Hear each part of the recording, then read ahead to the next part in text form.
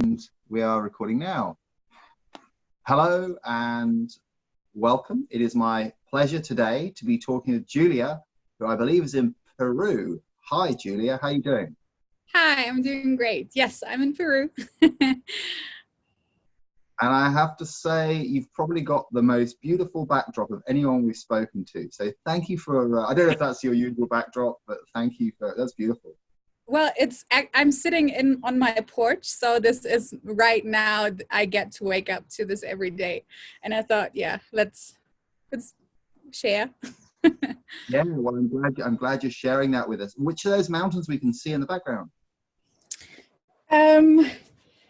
Well, I don't know all the names, to be honest. But behind this you can't really see the big mountains right now.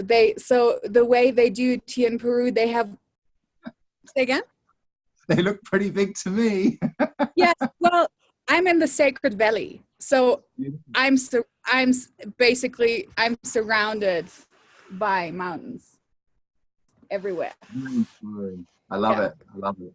Yeah. Super. Okay, and so Julia, we've got your chart. So Julia is a 2-4 splenic energy projector, and she only has 2 centers defined, which we obviously know that the second center either has to be the root or, in Julia's case, the will. And you have a single channel, which is the 2644. And I'm looking forward to just hearing a bit about your journey so far and how it's been, how life has been as a projector. So first of all, how long have you been in your experiment? So I think there are 2 different times. Human design, I really got into 6 months ago, so I'm still very new. But I feel like now what I know about human design, that I've been on my experience with different things, if it's breath, if it's yoga, if it's all the things I've been learning while I've traveled. So human design 6 months, and the rest I left Germany 7 years ago. So that journey started of traveling and exploring the world and the outer world and the inner world, by the sound of it. Yes. Fantastic.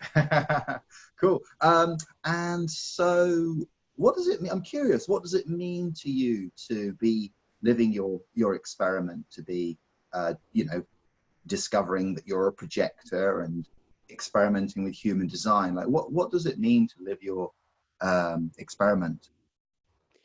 So I got into human design, and then a week after I really read about it, I had a professional reading done, and I just listened to it yesterday.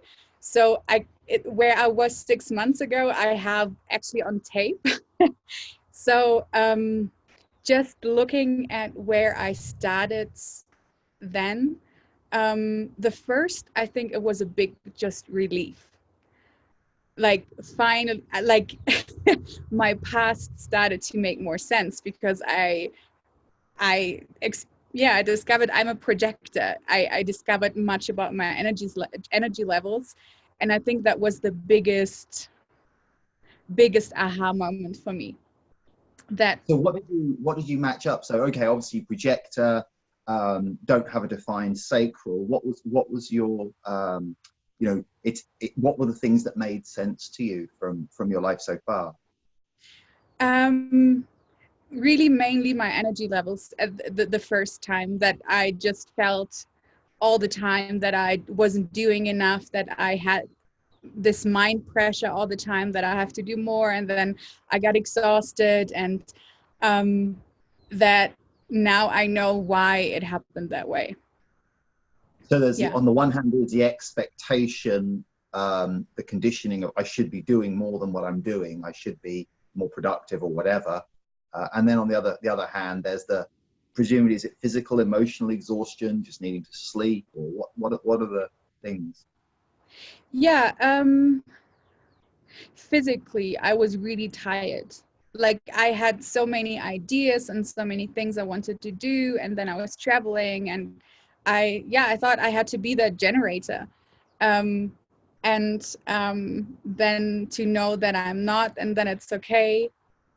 that I felt this way all the time. There's a reason for why I felt this way for Uh-huh. 30 years of my life. Wow. Yeah. Yeah. So how old are you now, Julia? I just turned 30 in September. Right, right, got it. So for all of your life so far, feeling that you're supposed to be doing something, and it's a really interesting thing, isn't it? Because like with holidays, going on holiday, I love that expression of, you know, you need another holiday to recover from your holiday, because you know, in a generator world, what people do on holiday, you know, it's always what did you do on holiday, and you know, I don't know about you, but I find it, if I have to go and see too many places in a day, it's exhausting. Do you, how do you, how do you find that traveling or being on holiday or being in different parts of the world? My life now is very different since I've discovered human design, really. I'm working more with just being in one place, settling down, just being and doing what I want to do when I want to do. But the traveling before, because I didn't know that I was I kind of knew, but I never liked that I was operating in that way, that I wanted was traveling, that it's always a big period of adjustment for me to get to a different place and to I was traveling with my partner back then, and I was taking care of everything, and I made sure everybody got there in time, and I was booking flights, and I was making all, like, I was doing and preparing and making things happen. And it was really, really exhausting. I Yeah. mean, I was still glad that I got to see all of those places, but then once I got into that place, I at first fell into a hole because getting there with moving everybody, it's just, yeah, it was a big, big energetic thing I had to do every time. This is Yeah. really cool. It's the first time we've talked about this topic on one of the fireside chats. So it's really a really interesting topic. I mean, I certainly resonate a lot. Raluca and Minu, who are also with us live, they're saying the same thing, which is, do you resonate with the idea of when you go to somewhere, you actually want to live in different parts of the world rather than visiting, traveling, or being on holiday? You actually live in That's, places. yes. Yeah, that's Yeah, why I moved to a place to actually experience. For me, it's a lot about people, getting to know, which now that I know my design a bit better too, makes more sense. I go to places to experience the people and I, I, I just study their behavior, what makes sense to them, how this part of the world operates. And I've really been able to experience myself through all of this, and I've gotten to know myself so much better because there are all those different types of how life could look like and how it's actually working and not working in some parts. But yeah, it helped me a lot to just, yeah, experience who I am through all of those things too. Yeah. Will you say a bit more about that period of time when you first arrive somewhere where it's either, you know, you need time to arrive, or it's a feeling of a low or landing, or you mentioned it a bit earlier and it really resonated. I was just wondering if you wanted to share a bit more about that experience. When I get to a new place, you mean? Yeah. How Yeah, like that maybe the first few days or the first week or something like that. so honestly, the first day is mostly shocking. That it's a shock for my system. I know that now too, that the first day I really have to just slow down, arrive at the space where I am, use the tools I have developed over time, just making this space feel homey to me. So that's the first couple of days I really have to focus on that. Otherwise my system just I get anxious to get there. Then I start really going and looking in the area, start talking to people. So the first 2 weeks is really for me to get my bearings, to see, because I want to live just simple things. Where do you go shopping, right? Where do you Right. do day-to-day things? If you live in it, Where's, not don't just go out. where's ring or something like to get your Exactly, drinking water, or, exactly, yeah. exactly. Yeah. Yeah, and that takes me 2 weeks. now, roughly, where I'm okay. I do my daily things. I kind of get sorted. I got my space sorted. It feels more like me now. Um, yeah, yeah. And the way how I like to do it, I love to go to markets, like fresh fruit and vegetable markets. That's where I can see the best how this country operates in some way, because Mm. their day-to-day life. And once I've spent a little time, I get more comfortable, and yeah. So yeah, through talking to Joanna last week, it seems like in South America there's quite a variability in the availability of fresh stuff. So it sounds like it's good there in Peru. You can get Yeah. fresh fruits and vegetables and all of those things. And so, have you been in Peru for most of the last 7 years? Did you say, or No, did you just for travel 6 months. Okay, Yeah. so around about the same time you had your reading, and that you, yeah, Yes. yeah. Actually, So me is on the call as well. She's a projector, and we kind of started this really diving deep into human design together. cool. Is Manu in Peru as well? She's Yes, your yeah, just down there. Oh, cool. She's over that way. Very cool. Very cool. Well, it's great to be on the call with you. So Yeah. that's cool. And what was when you had the reading? Did you do it remotely or did you do it in person? What stood out for you from that reading? What were the things that really, especially listening to it again, when you were like, ah? The most emotional I got around that reading, in that reading, really was that I am not a generator. Right. My life is not supposed to look the way I thought I had to create it. That was really this, okay, the way I actually wanted to live life is how I'm supposed to do it. And it's okay, it's right. It gave me a lot of just release of pressure, the very first reading I had. So are you saying that like your natural inclination was to kind of be more true to your type, and then you could feel there was that layer of conditioning, I should be doing this, or I should be getting more done. And then with the human design, it was like, okay, I can come back to like what I already knew was me. Yes. That's beautiful. Yeah. Yeah. And how was that being practically, like on a day-to-day level? Like what, obviously the awareness shifted, but what did you change? Like how did you go about navigating that change? I just really started listening to more to my body. Yeah. That I I started following what my body wanted to do more than, and trying to have this chatter of my mind just be a bit more in the back. It's like, I know you're there, I hear you, but we're not gonna do what you're telling me right now. Mind's pressure and do and create and make something out of yourself. Then I really started, okay, I know that it's there, and then it's my conditioning, but what do you actually, like, body, what do you want? Do you want to, are you tired? Do you want to go for a walk? Do you want to move? Like, what do you actually want to do? That was the biggest shift, probably. Nice. Yeah, Yeah. that's a really nice, clear answer, isn't it? Super clear.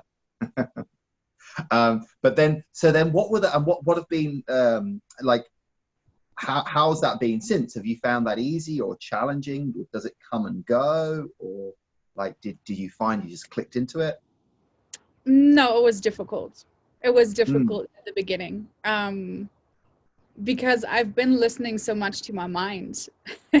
that to now to say, well, you're not as important. I always felt that my mind was a good tool. And then the first time to hear, maybe not. Like, maybe your body is more important than your mind actually is. And no, it was difficult. It was a lot of stress at the beginning still for me to listen to it but not do it at the same time. Like, I hear your mind but I follow your body. And that's what I've been really doing for the last couple of months here, to practice that. So now I'm in a state where it's easy for me to just sit at the porch and look at the mountains and have my cup of tea, have my my pen and paper next to me and just see what's coming up. And if I'm just sitting there for an hour, then I'm just sitting there for an hour, and it's perfect in the way yeah, it's just great to do that. Nice. Yeah, I spent some time with John Martin recently. He was talking about this, you know, waiting for the invitation.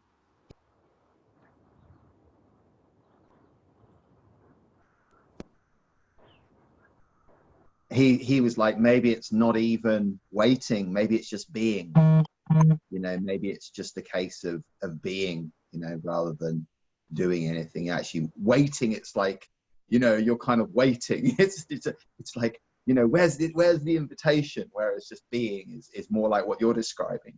So sounds great. Yeah. Yeah, It must be tough. Say again. Must be tough having to hang out there with such a beautiful view. Yeah.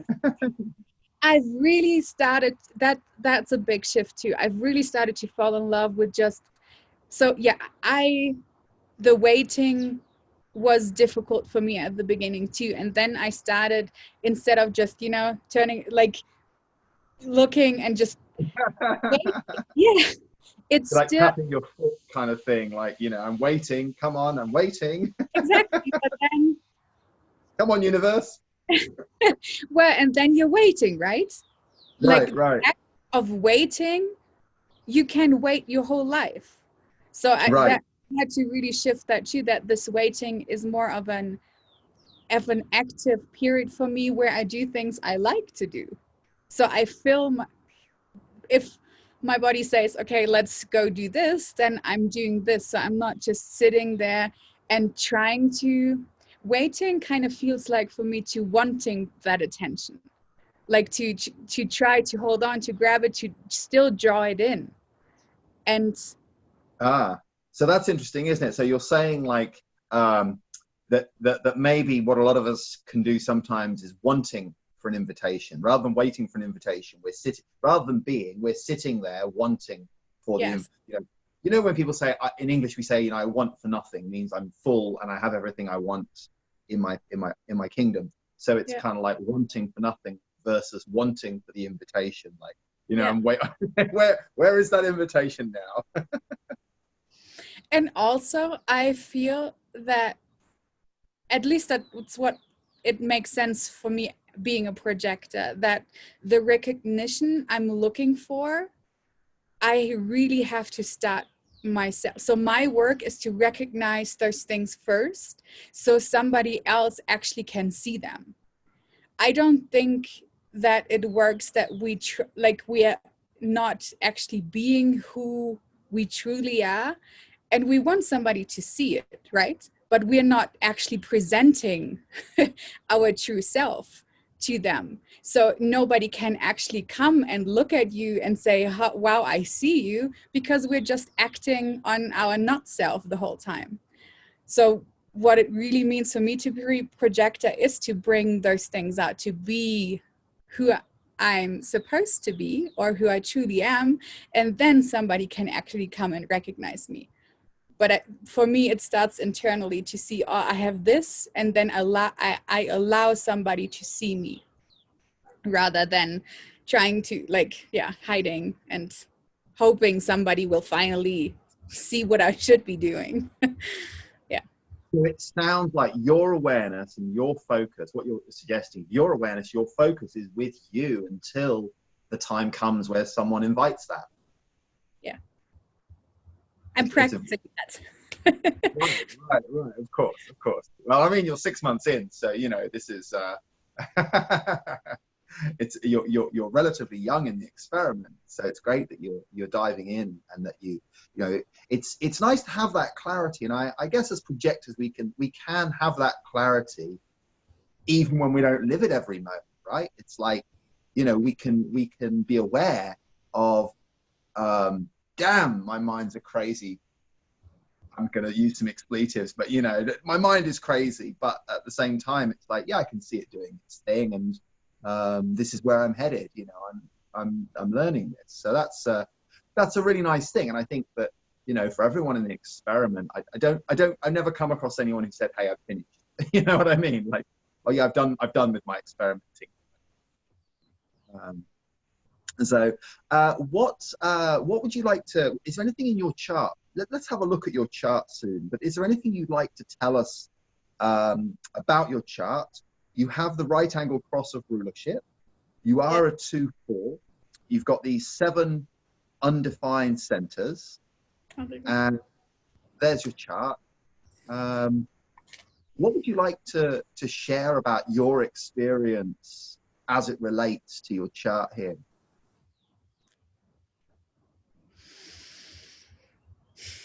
Can you be a bit more specific with your question? I was kind of opening it up for you to share really anything from your, maybe from your reading that you were like, was there something from your reading that you were like, oh wow, that totally makes sense when I look back on this thing that happened when I was 15 or something like that?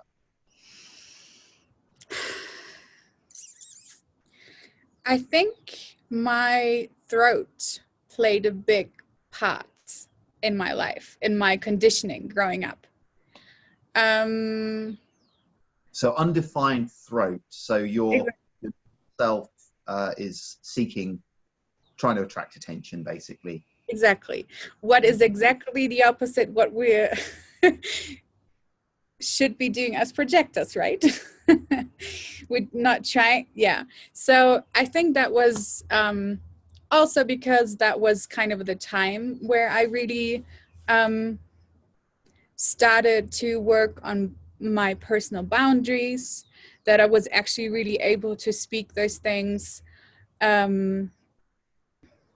Yeah, finding my voice and truth. So growing up, I always had issues with my tonsils. So tonsillitis was a really, really big issue for me for years, and I got sick and sick again. And now being aware that it's an open throat and that, yeah, being a projector needs an invitation, and also that I don't always have to speak, that it's fine for me to just observe. But once I really do have something to say and am having the space, that I'm actually able to do so. And I've gotten myself into situations where I wanted to, like, where the need for attention was bigger than to actually knowing what I wanted to say, which got me then into more frustration and bitterness because nobody could hear me in that space, but I really wanted somebody to hear me. So yeah, that was a big part. So it sounds like in the sounds coming out of your mouth were like, hey, I want you to see me. Look, here I am. Yeah. Rather than now, it sounds like you're like, right, do I really have something to say here? Is it really worth my energy? Is there really something that, do I have an invitation such that my words will actually be useful to someone, or it will feel good because it's been invited? And is that making sense? Is that what you're saying? Yes, because if I didn't have that invitation, I just got frustrated. So it just was a down spiral to wanting to say something, not being heard, but then still saying something, and then it just got worse and worse and worse, and yeah.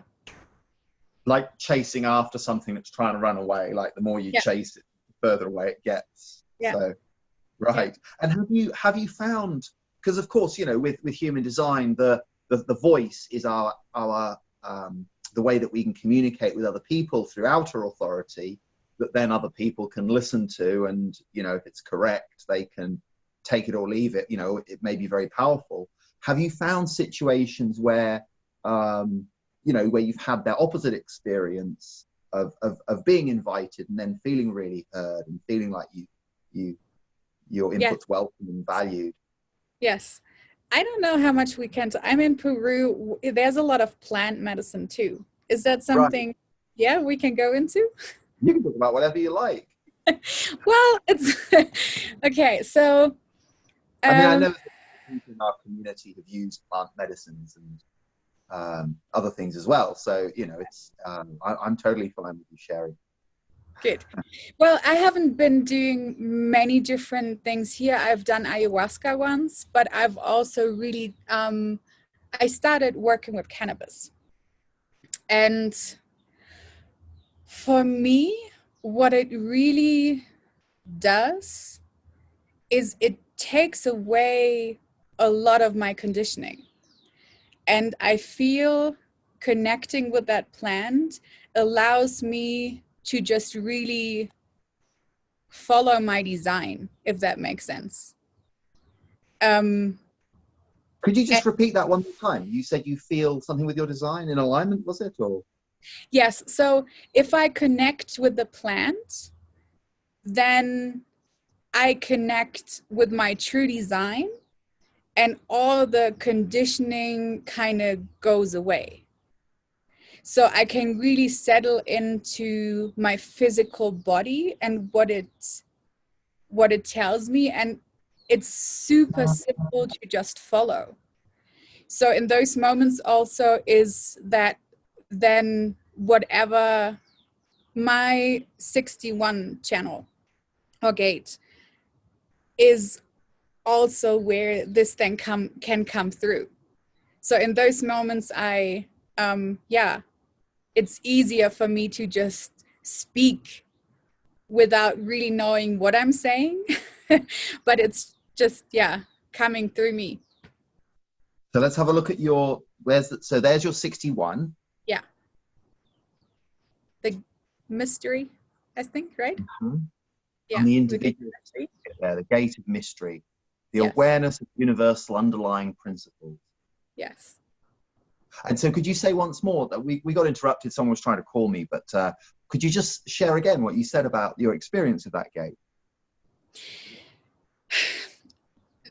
I feel that gate is very much connected in a good way to my throat.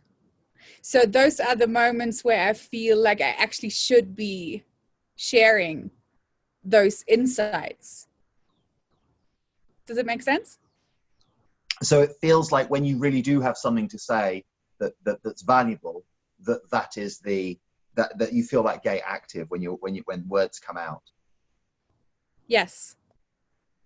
When my well, although it's my mind, but when my conditioning gets out of the way, then this actually has space to be and come through. And like, I'm learning so much in those moments where I really have space and where I'm invited to speak.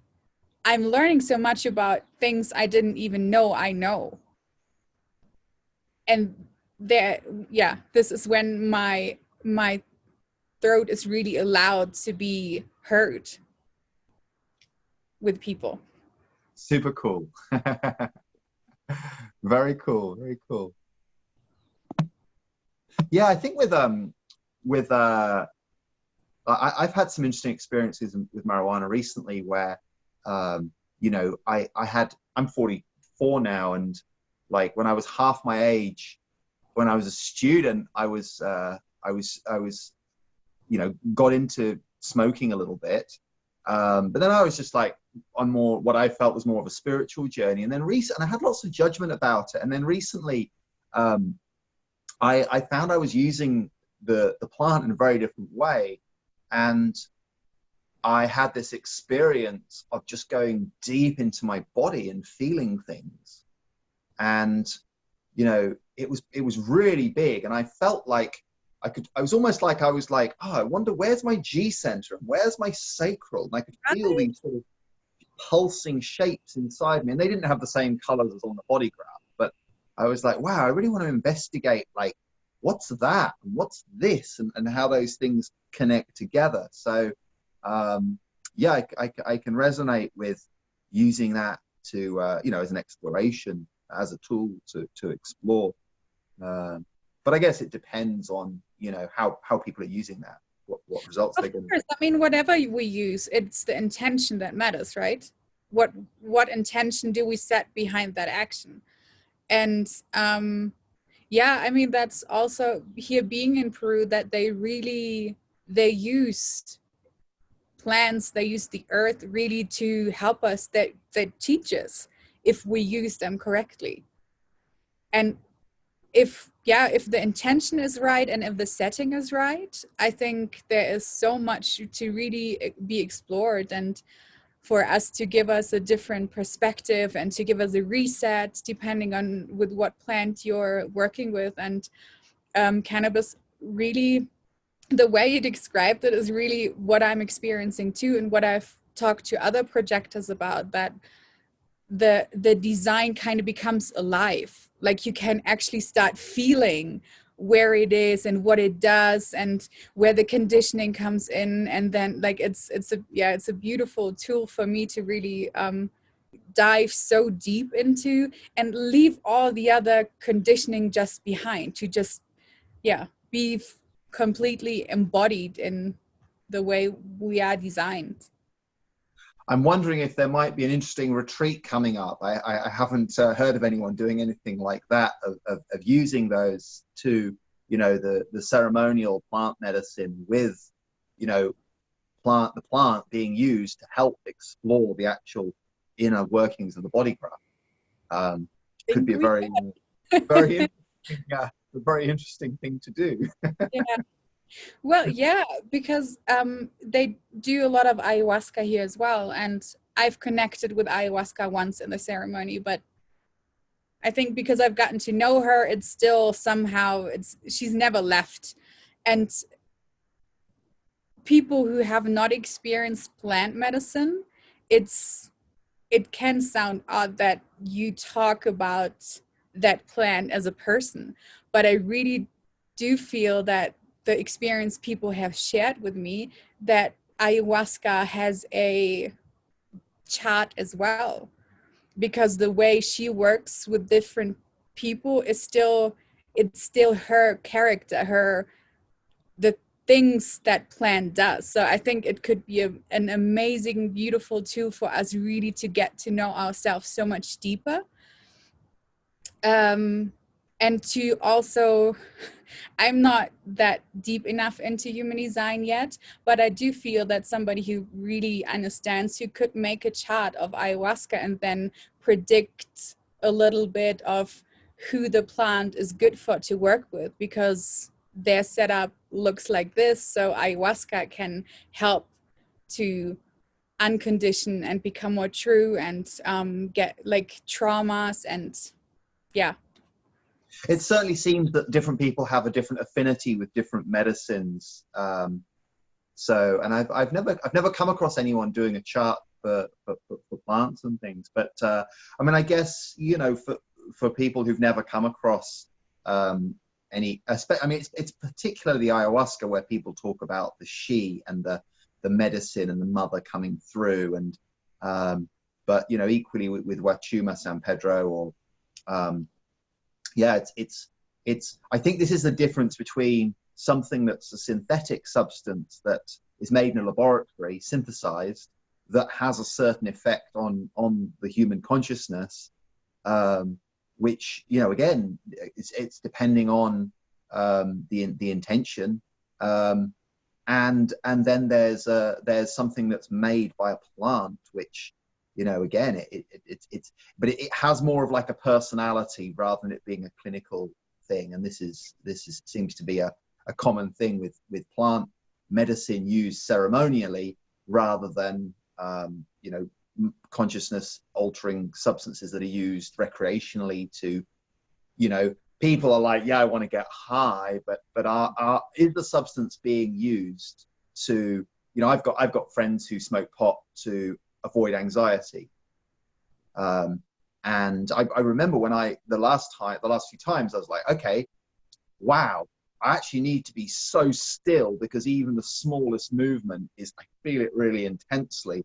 And it was like, right, okay, if I feel anxious, what if I go into that feeling and explore that feeling and go there rather than using it to numb out? So it totally seems that way. And how is that for you with 7 open centers? I mean, Raluca here also has 7 open, or let's say undefined centers for the sake of clarity. These are obviously the white ones. So out of the 9, you've got 2 defined. what is your experience of, because you're very open, right? You're as open as a projector. Yes. That's something now as well I've come to. I always knew that I was very sensitive to my surroundings, and that I needed personal space. When I'm with a lot of people, I can't do that for long. And through human design now, I've also become more comfortable with knowing that's okay. Before, I was really beating myself up about it because there's so much other of my tribal being, and it's about other people, and then also the conditioning about caring too much and like doing all for others. And now I really see all of those open centers for potential of really wisdom, what they say. And it's easier for me now to really say, hey, I need my time by myself to just, be me, to digest all of the things I've experienced with other people around. And it is easy for me to just get thrown off in directions, especially being with people. It's a gift, but it's also kind of a challenge to find that time and space for yourself. And And have you noticed specific things about that you could map to specific ones of the open centers? Because obviously each one has the not self theme. You mentioned a little bit about feeling under pressure earlier. Did you because that's the open center, not the not self theme for the open root is, where am I in a hurry, doing things in a hurry to be free of the pressure? Yes, that's definitely one. I know. I do get when I'm by myself now, I can be okay with it. But if I'm around people who have that root, then I feel more pressure to do as well. Right, the pressure to do something. Yes, and I know that my G center is probably an important thing for me. I'm super attracted to people who have a defined G center. It's exciting to me to get to know what they really are, and so, like, because it's something, right? Right. But I also get lost in it. I also do connect then with that, okay, that's what they are, so I'm striving towards whatever they are presenting. That definitely is a big one. What else? The pressure also comes a lot, I feel, from my head, from my mind. Right. The other open center, the other pressure center is the head. Yes. I think that's more of where the pressure for me comes from. Pressure to thinking about things that don't matter. Yes. A place where I can really get obsessive with things, like repetitive. If I just stay in here, then it can get, I can go over it and over it and over it again. What else? I don't have my notes with me. Should I just, then I have my own chart where I really started playing with it. Yeah. Give me a minute. Okay.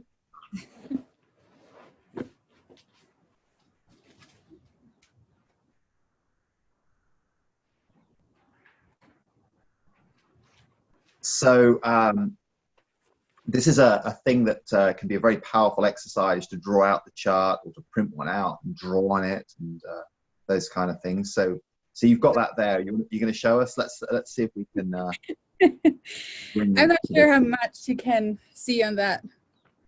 We might be able to get the general idea. So this is this. I recognize the one. Yes, exactly. That was from our group.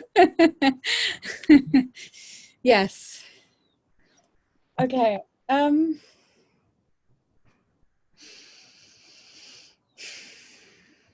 my gate 30, the recognition of feelings. Uh-huh. That's on the root, isn't it? Yes. Oh no.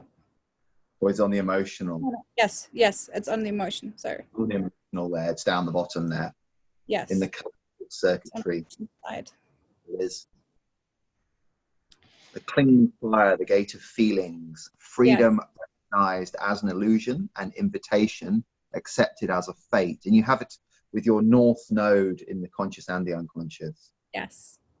So I think in general, the emotional center it's still something I really am getting to know. Yes. I understand now that because of having an undefined emotional center means that I don't produce emotions, really. That's been a big part for me. I get drawn into emotional beings easily. I feel them, I amplify them, I understand that now. Right. Especially that gate 30, the more I've gotten to know human design, this gate kind of gives me, I feel space of just feeling without getting emotionally too wrapped up in what's going on.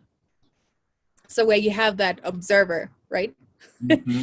Where you can feel all of those things, but you don't have to get too attached and too thrown off by it. Yeah. Both of these are north nodes, so that's to do with, you know, your purpose, or your why you're here, and also going forward rather than looking back, isn't it? The north node.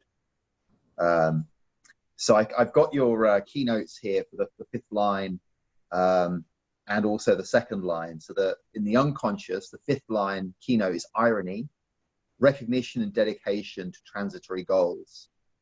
And in exaltation, it's the strength derived from knowledge and experience that 2 steps forward and 1 step back is still 1 step forward.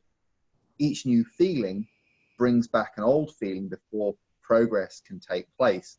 I mean, there's a real sense of the wave in that, of like, this takes time, it's like the kind of the rhythm, the flow, the wave of the emotions.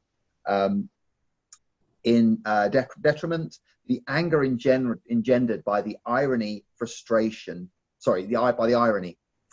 with its limitations, and a desire to eliminate the entire process. Frustration and anger with the old feelings brought into the emotional awareness with each new experience.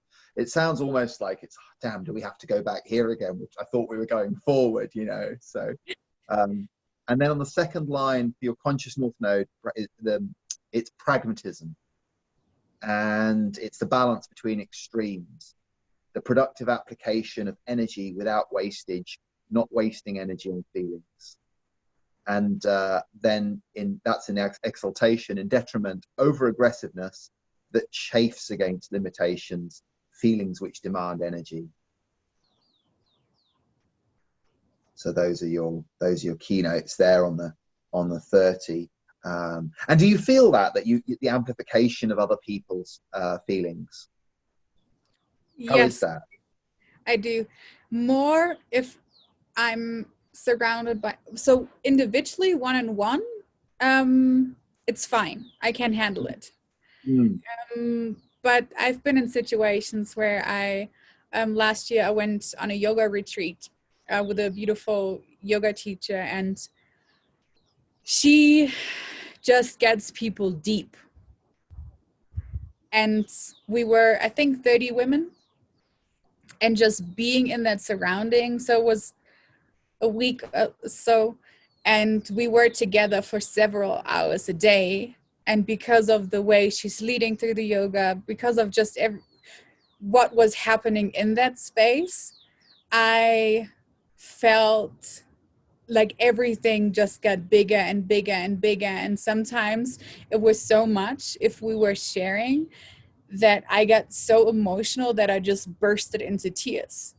But it wasn't just me. Like, I know that there was a lot of feeling for myself going on, but I also felt that just being in this group, everybody's feeling it, but if nobody is really showing it and going through their emotion, I Yeah. can't hold it back. Sometimes it's just here, there you go. That's and then everybody kind of started going through their emotions too. So I think that's where that happens for me too, that I just collect, and nobody really does anything about it until I started. I give the allowance, and then everybody can kind of go through their emotions too. I have If in people are willing big to feel it, groups. right?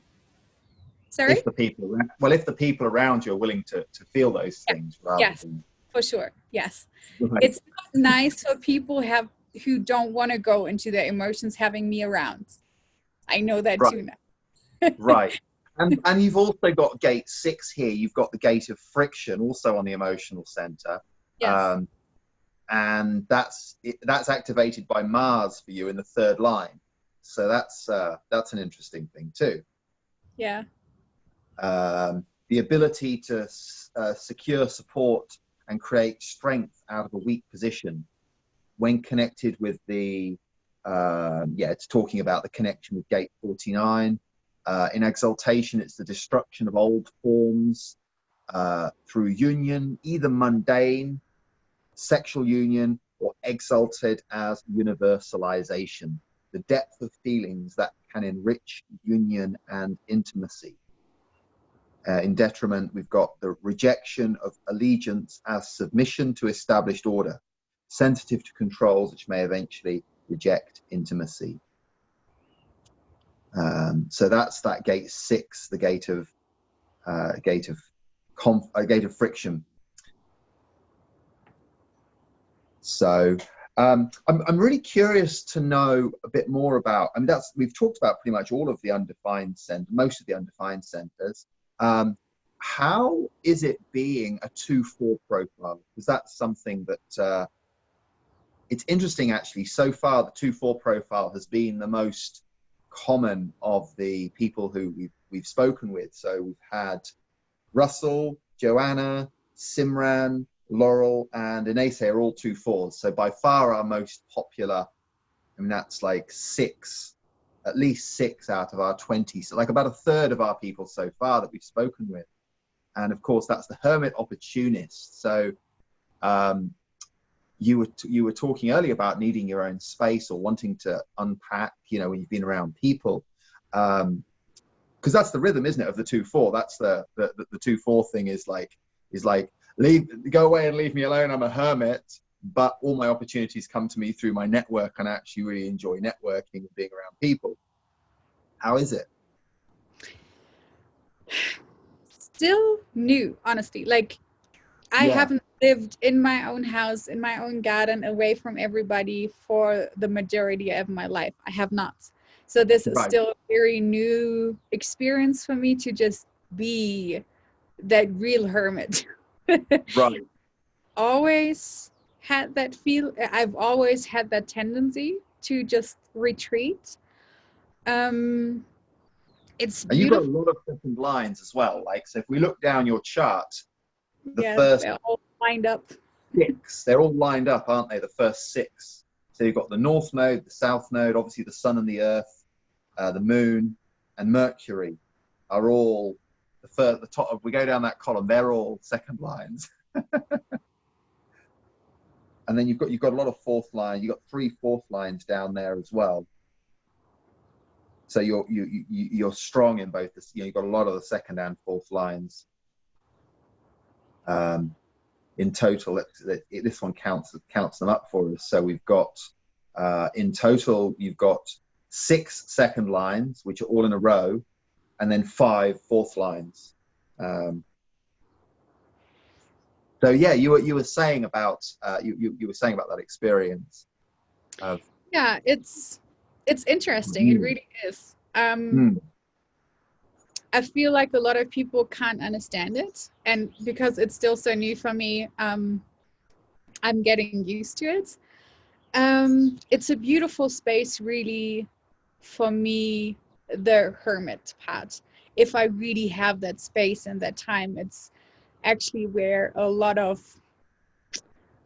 good change, I think, for me happens. Like where a lot of self-growth and awareness, and I'm having a great time by myself.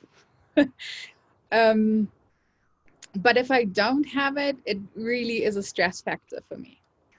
If I don't have that space to go back, I do get anxious, and I'm not a nice person after a while to be around if I don't have that retreat space for myself. Um, Also, I mean, it's a good thing, but it's a bit difficult too, that those opportunities, the more I actually really like spending time with myself, doing things I really enjoy doing, the more difficult it can become to have people around me. Because if I have my base level of happiness and comfort and just enjoying of life, then meeting somebody has to match this or has to be better. Right. It's got to be at least as much fun to hang out with them as hanging out with yourself. You're setting yourself a nice baseline of like, well, this is my standard Yes. of enjoying company with myself. Do you Yeah. enhance that? I mean, that's a sweet foundation, isn't it, for any kind of relationship, whether it's catching up with someone for a coffee, meeting a new friend, or being with having an intimate relationship with someone. It's like, is my life better as a result of this connection? Yes.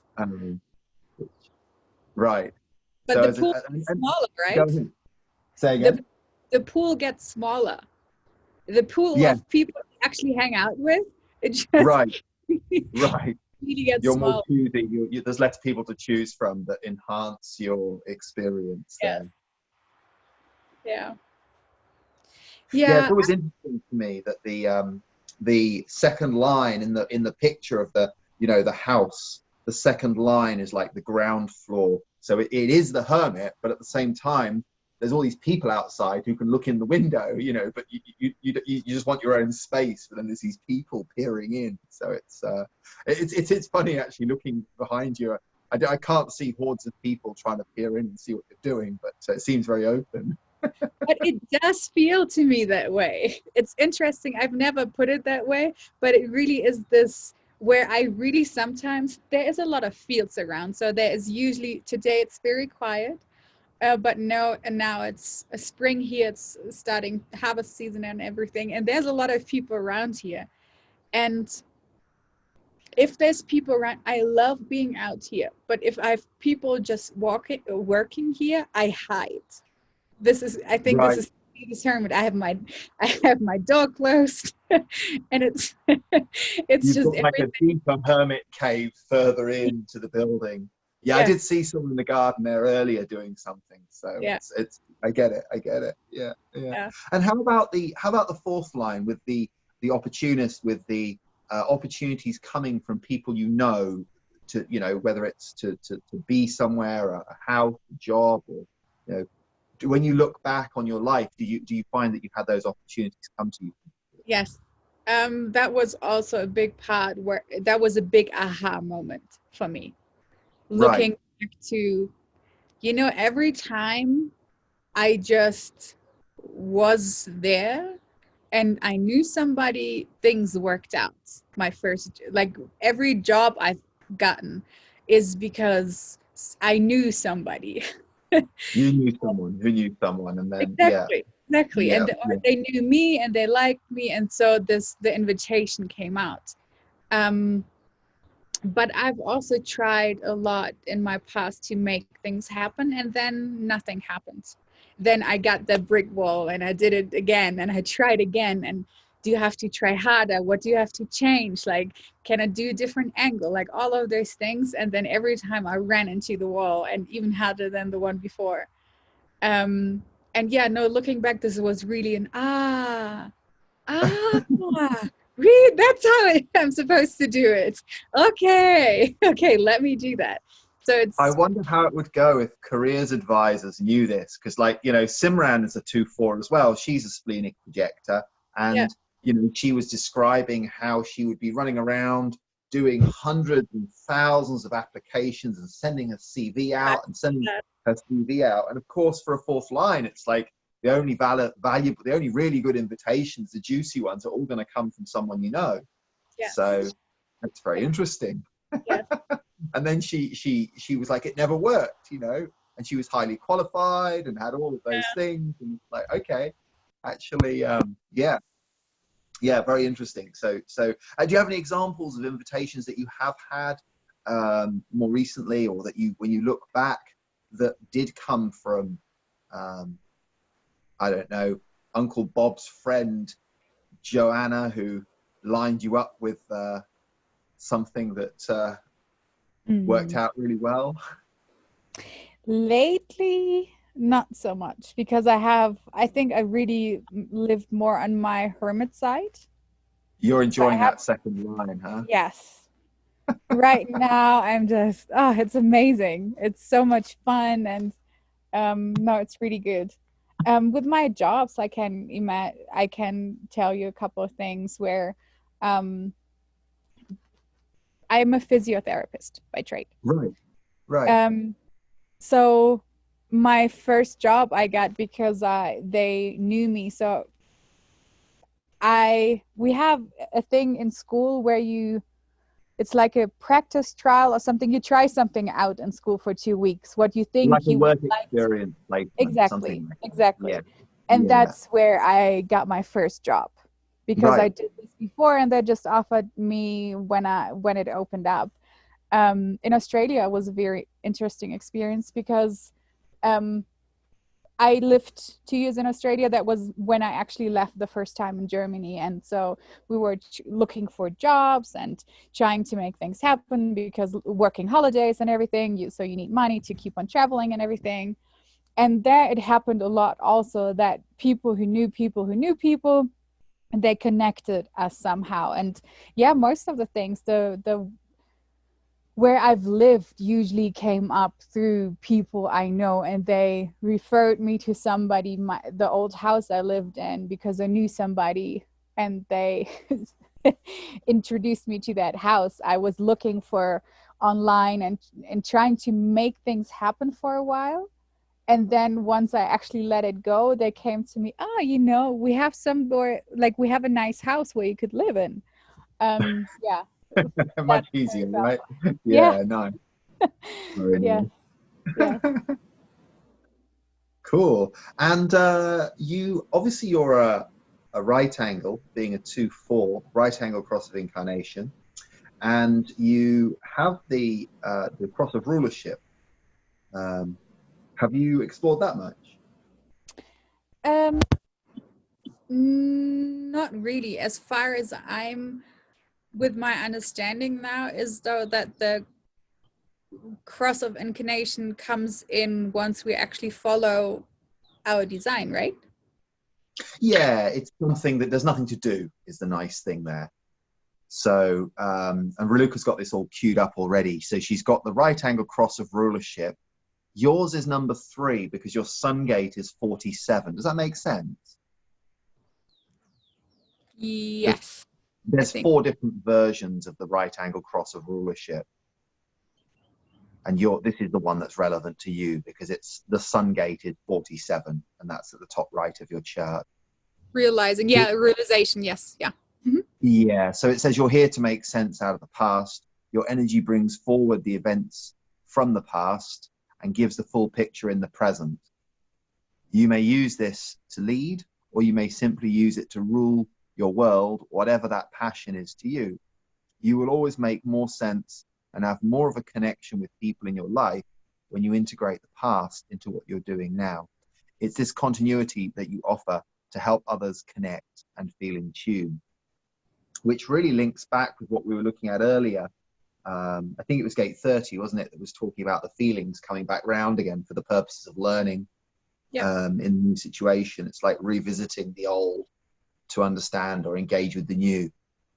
Yes. I mean, the interesting thing, the 45 and the 26, I think they're part of the left angle cross of dominion, because Raluca has those ones. I always remember the 45 and the 26 are opposite, because you've got the king and the egoist. So they're both fairly, I mean, here it's called the gatherer and the egoist, but 45 is the king queen up on the throat there. So they're two, obviously both tribal gates, and your channel is tribal. But then you've also got, you know, you've obviously got yours based on gate 47, which is realizing, which is up in the Ajna center, and that's in the collective circuitry, and your 22s in the individual circuitry. So you've got all three circuitries in your cross there. But yeah, you're absolutely right. There's nothing to do there. It's just looking at where does this arise. I believe from memory that James might have the same incarnation cross. Maybe I'm wrong. I better not just say that. But the cross of rulership. Yeah. How do you have any examples of where you felt that in your? Does that resonate with you? What you see so far? Yes, very much. That's what the last couple of years have been for me, to really try to make sense of my past, of trying to make sense how as a collective we got to where we are, and what tools we can use to go not back necessarily, but to use the wisdom we've had before in our past to bring them back into our lives. If it's through yoga, if it's through meditation, I mean, that's probably part of being a projector too, but other things I'm really interested in, they're concepts that that help me make sense of, yeah, where we are, how we got here, and how we could use what we already know to lead a better life as a collective. Right. I mean, that channel that you have, the 2644, the channel of surrender, is a design of a transmitter. And I don't know if you're aware, the nickname is the sales channel. So it's a design of being able to influence other people in the tribe. You have it in unconscious. Actually, I have it in unconscious as well. So obviously the full channel in red, and you've also got 44 in black. So your one channel that you have is about influencing other people. And you know, coupling that together with the fourth line, it sounds like if you do the hermit thing really well, then the opportunities are going to flow, the invitations are going to come. So it's kind of, it's almost back to front, isn't it? It's like the less you go out chasing after the invitations, the more you do your hermit thing and be, and that's when the opportunities are coming. So that's pretty cool. It's a fine balance though, to find, to be like, okay, I know it has a lot to do with trust, because right now I'm really not doing much to draw things in, and every day I have to remind myself that what I'm doing and the way I'm doing it right now, it's an experiment, yes, and I have to trust that what I do is actually leading me to an outcome that I want.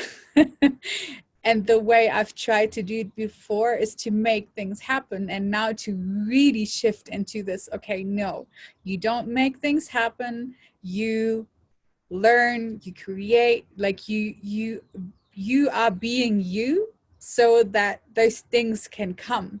But it's trust and trust and trust, and every time, no, you're not going to go out there and look for somebody who's to give you a job, or to do, like, to, you know, to have all those things covered. Yeah, it's a real thing, because if you know, we're taught, you know, when people come into self-development, it's usually like, right, well, what do you want? How do you want to feel? And then you say, well, this is what I want. And then you reverse engineer it, and you're like, right, I want to have the feeling of gratitude that it's happened before it's happened, because that's going to magnetize that thing to me. But who's the I that's wanting? You know, who is the I that's like, I want, right? Without a G center too. Right. And then it's like, the challenge is to, you said earlier, the challenge is then to accept what's coming.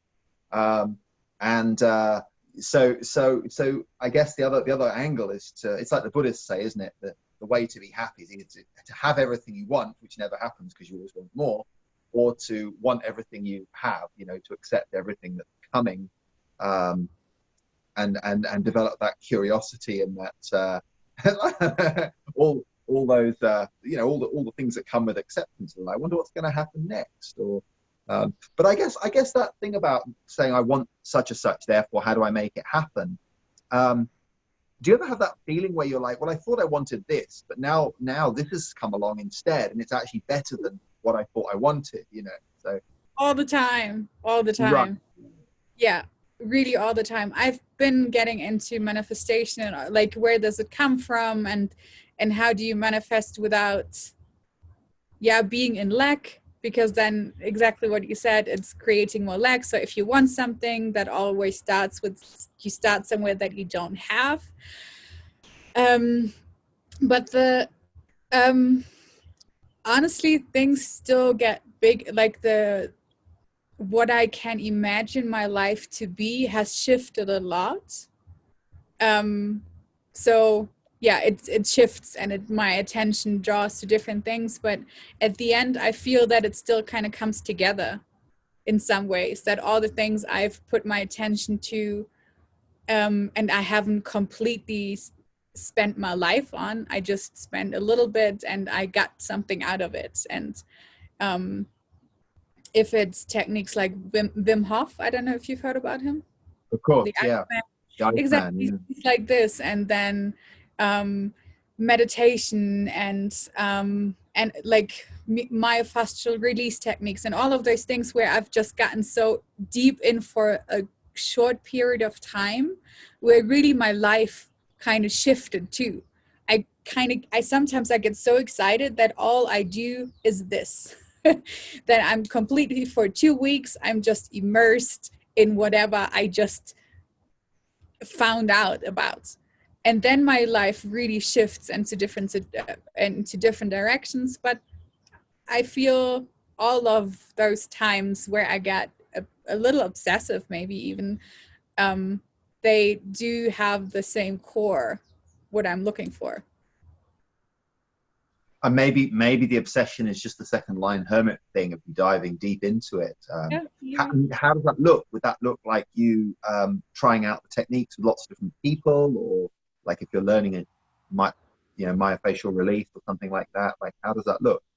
Usually Diving. it starts with myself. Right. So I start reading books. I look up things on YouTube. I see, after a while, usually there's things show up in my life as in a person or something as well. But usually no, I just read, I study, I practice, I breathe and live. Like, I get up in the morning and the first thing I'm thinking about is whatever is going on right now, and then I'm drawn to it. And I'm just, I'm researching, I'm practicing, I'm trying it on in some way, in any way Cool. I can think of.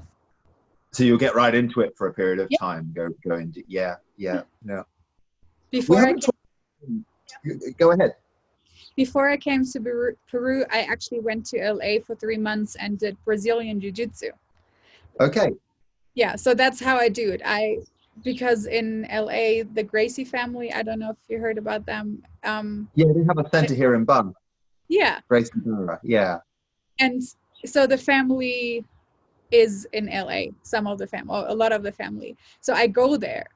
That's what my traveling has been too. I usually go to places because I want to experience something. And then, I immersed myself for 2 months. The last month was really because with my energy levels, I just didn't know where to stop. But for the first 2 months, I went there 2-3 times a day, trained with them, and did everything. Read, practiced, talked to people, and completely immersed myself in that experience. That's how I usually do it. So what was that like? Did you feel you must have made some good progress in those 3 months with Oh your... yeah, I got my first belt. in 3 months, which is not very usual. I really understood. It changed me a lot, especially about my own boundaries, that things I've had to learn. Self-empowerment came a lot through a lot. So yeah, it was a massive experience. Yeah, Yeah. it's very interesting as to how the body can be moved, or how you can move someone else, or how you can hold someone on the ground, or like how they can try and escape, or what uses more or less energy. So, and Yeah. did you say at the end there was the Yeah, it's super interesting, but it's so much more. I think that's where what I'm looking for in things I like to do in my life, because it's more mindset than it's actually physical practice. Or yeah, there is so much mindset behind Brazilian Jiu-Jitsu. It's not just the physical techniques, it's a lifestyle they really live. It's a holistic approach. It's not just rolling around on the mat and sweating. It's, yeah, again, boundaries. They have a women empowered program where it's specifically for women and what they're most threatened by. And so they looked at techniques, and then it's not just about how you do the technique, but it starts with, hey, you're actually worth to be protected. You're actually worthy to protect yourself, because that's where this whole start. Like, it's really basic, deep. This is the root cause, and we start there, and then you build from those situations. That yes, I learned those techniques because I'm worthy to be protected. I'm good, like, to protect my family and my loved ones, and to do all of those things. So it's not just a simple technique. Yeah. lots going on beyond just the physical level? Yes. But then I guess a lot of those physical things have direct metaphors and relevance in life, don't they? Like, how can you? I mean, it's interesting because you've got the incarnation cross of rulership. It really is about being the queen of your own domain. Having your own boundaries intact, right? What kind of a sovereign are you if people come into your territory and just do whatever they want? And it's like, hang on a minute, this is my space, this is my body, this is my world, this is my house. Just that. So did you feel, apart from it being empowering, like how did you feel that, as far as how did it change you?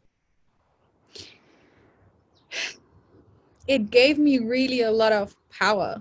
I don't have any fire in my chart, and in my astrological chart I don't have any Right. fire. So this really helped me to spark this, exactly this upgrade from the inside, that it's okay for me to be in charge of my space. um, that was a huge conditioning, which I, from what I had before that, um, I never learned that it's important, that I'm important, that my space is important, and that it's okay for me to be in charge of my space. Like, if you don't want to come into my space, then you don't have to. But if I don't want you in there, then I don't have to let you either. And whew, that was a big, big lesson, because I didn't have boundaries, because I, with wanting to be loved and caring and like doing more and everything, I really forgot about my own needs and safety and all of those things. So that really has helped me to stand on my 2 feet and say, no, this is what I want, or more important, this is what I not want. And it's Uh-huh. okay for me to not want that, and make it clear. That's where the third came in, to say no. Yeah. I mean, it's so refreshing though, isn't it? Like, and the ironic thing is that around other people who are also in their sovereignty, whatever gates they've got activated, around someone else who's like, hey, I'm the king in my kingdom, it's like, I wouldn't want to be in your kingdom if you didn't want me there, and I wouldn't want you to be in my kingdom if you didn't want to be, if we didn't both want that to happen. So Yeah. it's kind of like, at least that way, like you say, the pool gets smaller, but at least that way, that, if two people are hanging out who are both sovereign, it's because they both want to be hanging out, not because they feel they ought to, or they didn't know how to say no, all those weird things. And I don't know, I just find that refreshing. And because there's actually someone home to, you know, you're talking about being liked, but in terms of someone being attractive in some way, you know, if there's no one home, it's unattractive to me. Like, whereas if there's someone there, then I get to choose. Well, either I like this vibe or I don't. And if I don't, like you say, I don't have to go there. I can go somewhere else. And this thing about the king archetype, I think it gets really misunderstood of, like, you know, if someone thinks they're important or you're acting like royalty, then you should be, you know, you're going to tell everyone what to do, and you'll be an asshole and whatever, you know, to get what you want. But actually, the deeper thing of the archetype of the king is that you make sure that everyone has what they need in your kingdom. It's not just a selfish thing, you know, like, no one is ever going to be a king without people that, if they're in their kingdom, you know, they need everybody in the kingdom to be well taken care of and have what they need. Yeah. So, you know, yeah, and I use that's tribal circuit too, right? It's the what now? It's in the tribal circuit too. Right. Because it's not about you as one individual ego person, it's about everybody. Right.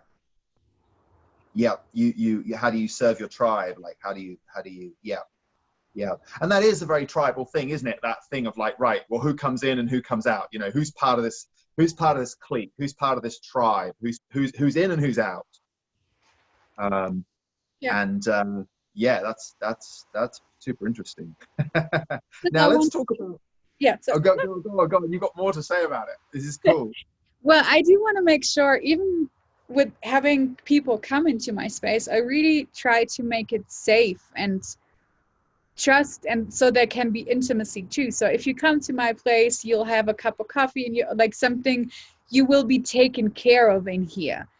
Right. Even before we started the interview, I have my incense here, I have my cup of tea, like I have my cup of tea. This is actually how I would invite you into my home to create this space. So it's important for me to know who I have in that space, because it affects everybody around, right? And if there's somebody just, I don't know, being aggressive in that space, then that is an issue for everybody. And I kind of have to take care that it's okay, and that there's the safety and there's space to be honest. And I think this is a big, is my sixth gate or something? Intimacy? Gate 6 is part of the intimacy too, right? Yes, the channel of intimacy. Yeah. The 659. Yeah. But you've got just the gate 6, which gate 50 it's got the gate 59, which is, I believe, is sexuality, and then gate 6 is conflict. So sexuality and conflict goes together. Yeah. Well, but it's also a lot of intimacy. Yes, right. Or the channel is then intimacy. Yeah. And the channel of intimacy, yeah. And I feel you can just be intimate at first if they're both people are actually, or the people are actually present. Like you said, somebody's home. Otherwise, you can't really get to know each other, right? And that includes the space for me as well. If you don't have a safe space, then there is no, and I don't want to do anything else but to really get to depth and to, truth of individuals, and come together and really speak up what's going on in your life, and not trying to be liked or anything, but to really be honest and true. But I mean, I'm not sure I agree on that one for me, because, like, you're saying about being safe, but I don't know how you feel, but during this conversation, I feel like just right towards the end now, we have engaged in a more intimate way. Like, I feel like we're talking more deeply, but I don't know about you, and that sort of isn't because I'm trying, it just sort of happening. But at the same time, it doesn't feel safe to me. It feels edgy. You know, it feels like, you know, I don't know about safety. Well, how is that for you? What do you mean by safety? I think safety for me really has to do a lot with space. And I'm not sure how much we can create that over, and also getting to know each other in some way. I feel that if we would have had another conversation like this, it would probably look very different than to what it does right now. Because I mean, it's a feel for me, from my side, it's a feeling into who I'm talking to as well. Like, who are you? Right. Well, then when you've got sovereignty set up, you can start to, you know, having that set up is the first stage, isn't it? Because then you're like, right, well, who am I talking to? Yeah. You know, and whereas if you never actually engage in a sovereign conversation, or you never get real with each other, you don't even have a chance to open that dialogue, because you don't, it's who you want me to see, you know, who you think I want to see, or who you think you want me to see, or whatever, and it's a different thing. So And intimacy also has nothing to do with me that it's calm. So right. Intimacy really for me is also to dive into those edgy things where, you know, it's uncomfortable to usually like to talk about it, open it up. But this is where real intimacy comes from into to talk about things or share things we don't like so much, or we're not comfortable with, where that scary feeling of usually I wouldn't say or share those things. And then intimacy is going past those and to still be, and then to have that space to be, it's okay. Like if I tell you I don't like, I don't know, whatever, and to have that space for that to be okay, and for you to be the same, and not to everything is just butterflies and rainbows all the time. Yeah, enough That's unicorns. Yeah, yeah. Yeah, it's interesting. It's interesting. I got a much clearer sense of it from because when you said safe, I was like, oh, I don't know about safety, but when you just what you described feels, I feel like I resonate with that.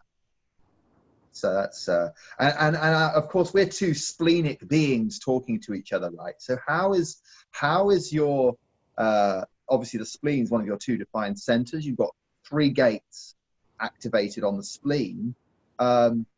How do you find that splenic authority, that you know, keeping you safe, or saying no, don't do that, or you know, how do you find it?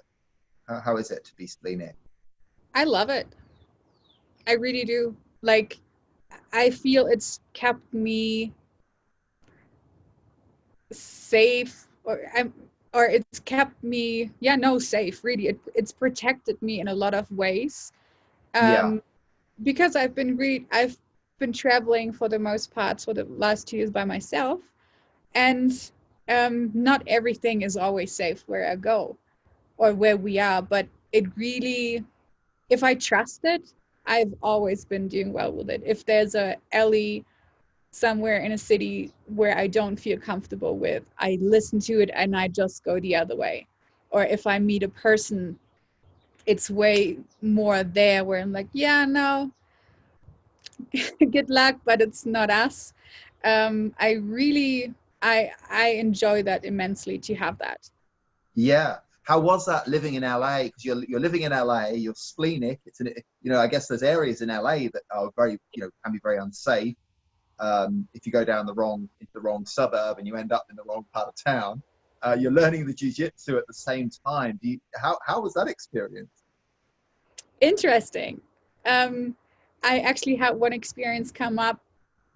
I think it needed to happen in that way. So um, LA was super interesting, yes, because of also creating more safety in myself through jiu-jitsu, right? If you have an idea what to do, if somebody attacks you, that's already safer than if you just are lost in it, or you had somebody choke you on the mat, then it's nothing new if somebody actually is choking you in real life.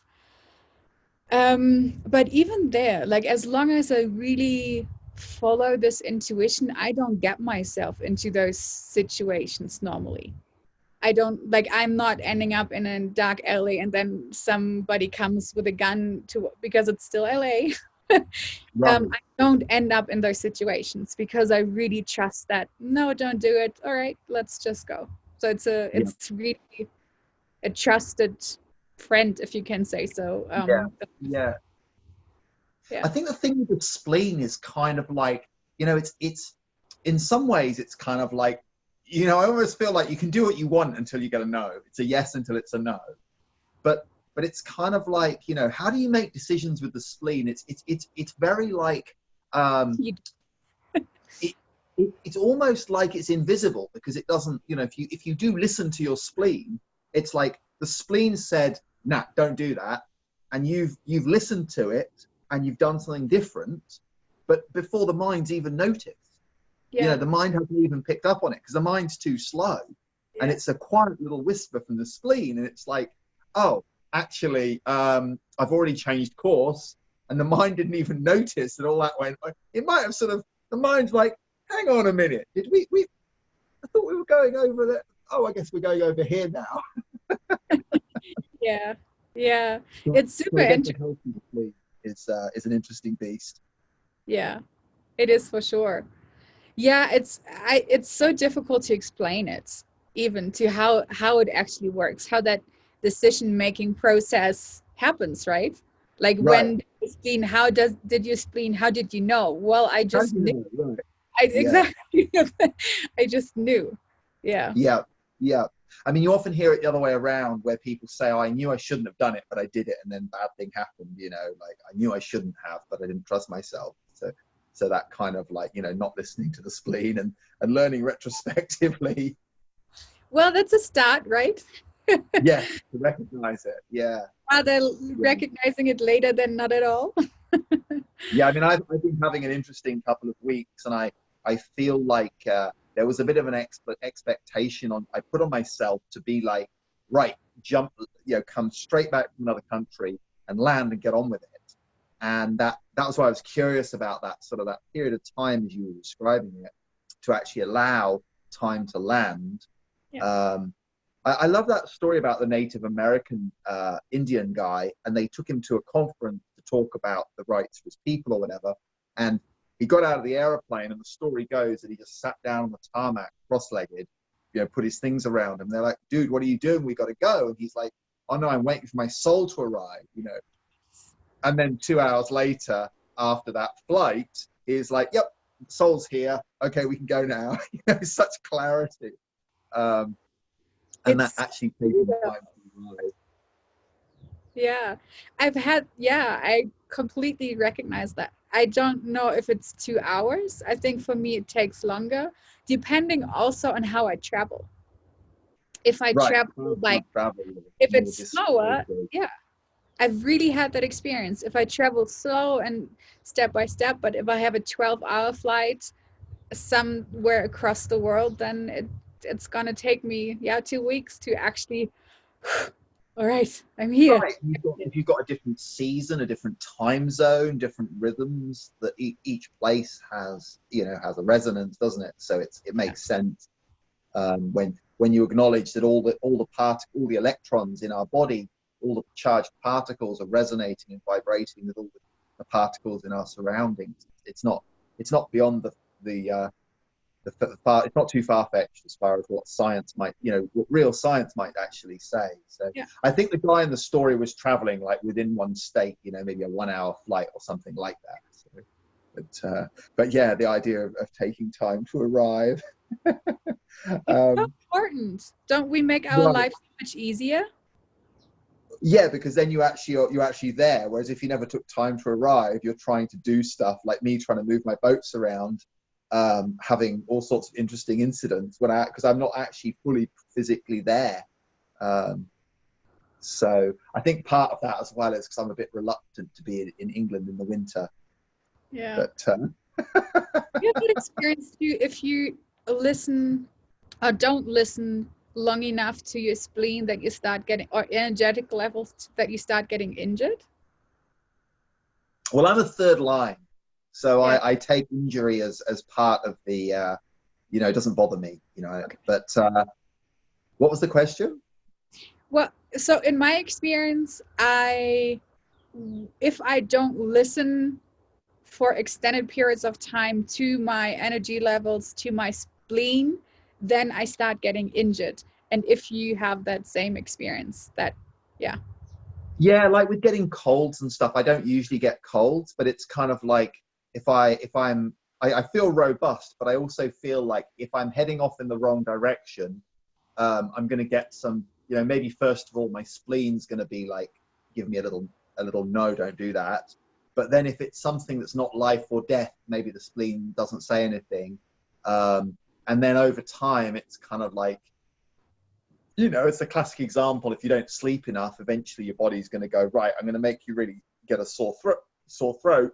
So you can't speak, you can't do anything, and you get the flu. You have to stay in bed for a week because that's what you need, you know. And it's not about, oh, I'm a bad person because karma caught up with me or something. It's just like, no, you just need to sleep. You're something in you, the wisdom's like, right, fuck you running around all over the place. You're just going to have no energy for a while, and then you can sleep and rest. And you know, and of course, then if you still keep on pushing, or you know, if someone's like using substances to push through that and keep burning themselves out, then they're going to get some glandular fever or something that's going to go, look, really, I mean this business stopping thing, you know, like actually stop for a year or two, you know, like somebody's going to put the brakes on. So yeah, but my feeling is the more we can tune into it, the less of those, hopefully the less of those big slaps we need to get ourselves together. But I mean, certainly you mentioned the plant medicine. You know, I know with ayahuasca there can be some fairly big, you know, people can get knocked around if they're way out of alignment. Then the plant's gonna be honest with them and slap them into shape and be like, come on. You're gonna vomit your guts out. yeah, clear all that, purge all that out. Yeah, super cool.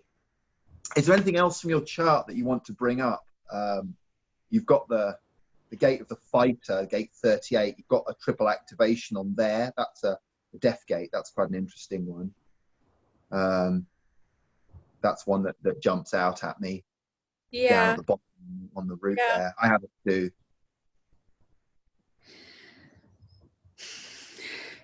Well, I know that fighter in me. I really do. Now you've got the jiu-jitsu as well, so we better watch out, huh? Well, I think this is more, or it's easier activated for me if it's actually about other people. Like I really can get fierce if I feel there's something not right for others. If there's some injustice. To me more like a gate 18 kind of thing, which you don't have to find, because gate 38 is definitely an individual gate, and for me it feels really about standing your own ground, a bit like you were saying earlier. So maybe there's some, I don't know, it's not for me to say, but it's the caring about other people and fighting for other people, but you know, maybe there's a fierce, like a mother kind of vibe in that, of like, you know, being a mother to people in your tribe or other people to stick up for them. Well, it's also that if I really is that connected to my will as well? Gate 38, the fighter, it's on your route.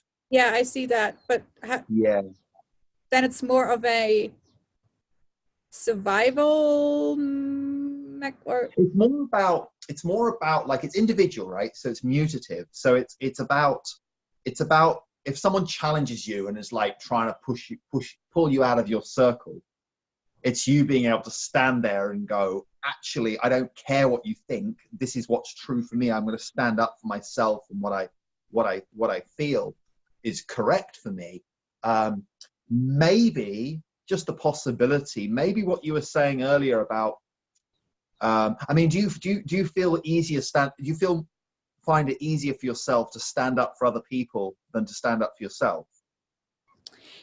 It really used to be that way. I've come more into it used to be that way, yes, but I think that was a lot of conditioning, that stepping up for myself and being whatever I needed to be in that situation was never really viewed well. So now it's easier for me to like, all right, you don't like me. It's still important for me that I didn't do anything bad to that person, but if you don't like me, so what? Like, it's, you figure out your way, I figure out my way, and I'm not gonna adjust me because you think differently of me. but that's still a new thing that I've really grown into. It's like, yeah, fuck it. I mean, yeah, it feels like a bit of a fuck it to me. That Right. what other people, yeah, I understand Yeah. now what you say. Yeah. I think it's very interesting with some of these gates because, you know, like gate of friction or the fighter, you know, it's like when you really come into the self, it may not look pretty to other people. You know what I mean? If you're there and you're just yelling at everyone going, no, fuck you, I'm doing it my way. You know, it's like a death gate. And I mean, I'm just like, this, it's probably me I'm talking about more than you. And it's very easy for people to go, oh, you're being so belligerent, you're being so unreasonable. And actually, for me, it was just a celebration of going, fuck being nice, fuck being considerate the whole time. Sure, it's okay to be considerate sometimes and to be considerate of others. But actually, if you're standing on my foot and you don't want to get off, this is not going to go well for you, you know? And I'm like, this is really cool to go. My design is like, yeah, you got the gate of the fighter. And then I've also got the gate, you know, for me, I've got provocation as well, which is the other death gate on the other side. You know, it's like, it's you know, and I'm a fifth line. So people see all sorts of things that they think they see what's going on, but it's probably not got anything to do with me. So I guess I just wanted to make the point that sometimes the deconditioning journey might make us look less socially skilled from the outside. You know, people might be looking at us and going, oh, what's up with that person now? Look, they've turned into a real asshole. And the truth of it could be just that actually, no. Yeah. Yeah, I resonate with that a lot. Yeah. We have a few of the same gates, and also actually you have my bridge gate, which is the 48, the gate of depth. So that bridges the two parts of my split. So I'm not surprised that the conversation has deepened and we've had a good conversation here. So yeah. Is there anything else you want to talk about with your chart there? We've been pretty thorough, I feel. Yeah. Cool. Well, maybe enough's enough. It's time to wrap. Still a thing I'm learning. Right. Yeah. Well, thank you for sharing a bit of your hermit space and your spectacular view and a bit about your journey. Are you likely to be in Peru for some time now? Who knows? Huh? Until my spleen says otherwise, it's a yes. Good answer. Awesome. Well, Raluca says thanks as well. And Minu, it's great to have you on the call. And yeah, until the next time. Yes. Connect. Yeah, brilliant. Thank you so much for doing all of this. I think it really is helpful to just see somebody else going through similar stuff or just relating. And so, yeah, I think it makes a huge difference for people to just know that they're not alone in this messy, beautiful thing. Yeah, it's kind of nice. We're building up a database of people now. So, I think you're 21 or something like that. So we're able to now, we've got enough people to be able to say, right, here's all the 2/4s. Here's each person talking, the 6 different people talking about what it's like to be a 2/4. Then there's like probably 8 people who are splenic, all talking, maybe even 10 saying, yeah, this is what it's like for me. Like Russell told a story about crossing the road, and it's like all of a sudden his spleen said, whoa, and then a bicycle went past really fast just in front of his nose, so we're building up this awareness. There's plenty of people talking about human design, but for me, the interest is in the people. So, and people just sharing about their life and from all different chapters. So it'd be cool to talk to you again once when you're a bit further into the experiment and see what shifted again. So I'd be happy. Awesome. Have a sweet day, hey? Yes. Bye, everybody. Thanks, Willa. Bye.